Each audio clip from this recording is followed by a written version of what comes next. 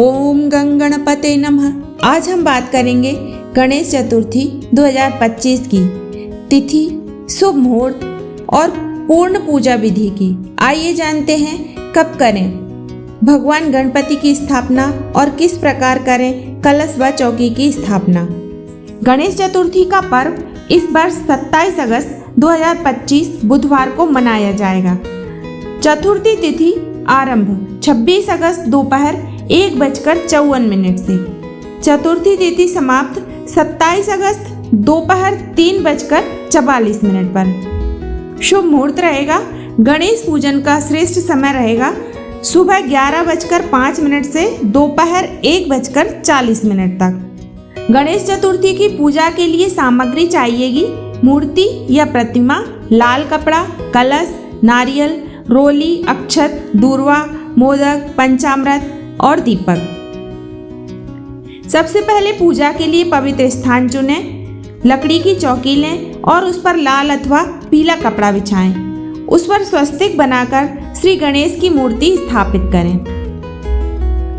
अब कलश की स्थापना करें। एक तांबे या मिट्टी के कलश में जल भरें, उसमें सुपारी, अक्षत, सिक्का डालें, ऊपर आम के पत्ते रखें, नारियल स्थापित करें।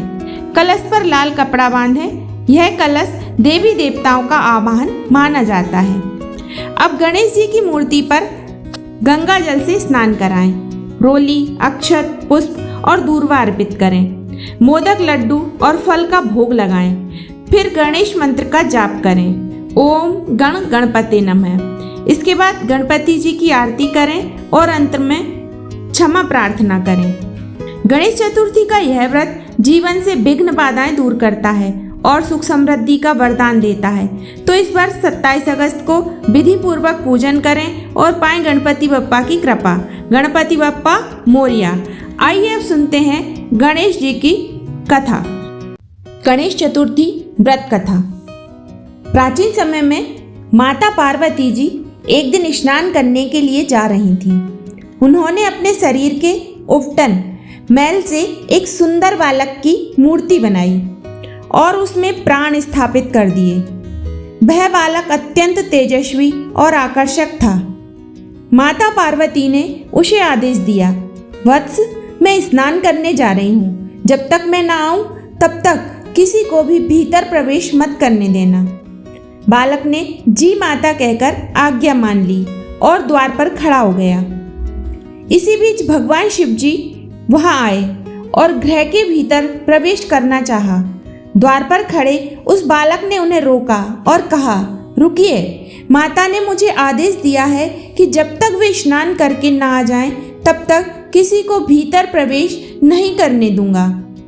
शिव जी ने बालक को समझाया, मैं ही तुम्हारा पिता हूँ, पार्वती का पति हूँ, मुझे क्यों नहीं जाने दे रहा। बालक ने माता की आज्ञा का पालन करते हुए शिव जी को रोक दिया। इससे शिव जी क्रोधित हो गए। उन्होंने अपने गणों को भेजा कि इस बालक को हटाओ, परंतु बालक ने अपार शक्ति से उन सबको परास्त कर दिया। अंततः स्वयं भगवान शिव ने क्रोध में आकर अपना त्रिशूल उठाया और उस बालक का सिर काट दिया। जब माता पार्वती बाहर आई और देखा कि उनका प्रिय पुत्र मरा पड़ा है तो वे क्रोध और दुख से व्याकुल हो उठी। उन्होंने शिव जी से कहा, आपने मेरे पुत्र का वध कर दिया। मैं अब संपूर्ण सृष्टि का संहार कर दूंगी। सारी दिशाएं कांप उठी। देवता भयभीत हो गए। देवताओं ने शिव जी से प्रार्थना की कि वे माता को शांत करें। तब शिव जी ने अपने गणों को आदेश दिया, उत्तर दिशा की ओर जाकर जो भी जीव सबसे पहले मिले उसका सिर ले आओ। गणों को सबसे पहले एक हाथी का शिशु मिला। वे उसका सिर लेकर आए। शिव जी ने उस सिर को बालक के धड़ पर स्थापित कर दिया और अपने वरदान से उसे पुनः जीवित कर दिया। जब बालक जीवित हो उठा, माता पार्वती अत्यंत प्रसन्न हुई। देवताओं ने आकाश से पुष्प वर्षा की। तब शिव जी ने कहा, यह मेरा तथा पार्वती का पुत्र है। आज से यह गणों का अधिपति होगा। इसे गणपति या गणेश कहा जाएगा।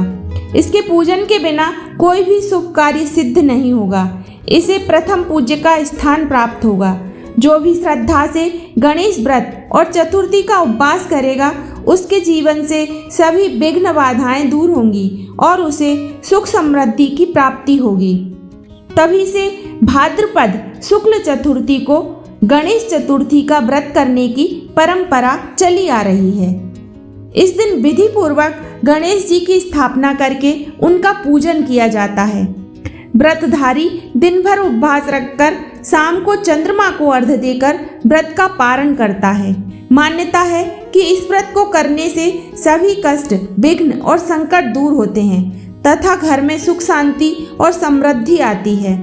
इस प्रकार गणेश चतुर्थी व्रत कथा सुनाने से व्रत पूर्ण माना जाता है। तो आइए हम सब मिलकर इस गणेश चतुर्थी विघ्नहर्ता श्री गणेश का स्मरण करते हैं। ओम गंगणपते नमः। बोलिए श्री गणेश भगवान की जय।